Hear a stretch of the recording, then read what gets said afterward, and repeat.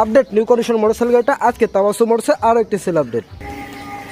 আমরা কথা বলবো ক্রেতা ভাইয়ের সঙ্গে। আমাদের সঙ্গে রয়েছেন ক্রেতা ভাই। ভাই আসসালামু আলাইকুম। কেমন আছেন ভাই? এই তো ভাই ভালো আছি। ভাই নাম কি? আমিন। আমিন ভাই বাসা কোথায়? আমার বাসা গোপালগঞ্জ, কাশিয়ানী থানা। গোপালগঞ্জ কাশিয়ানী থাকা।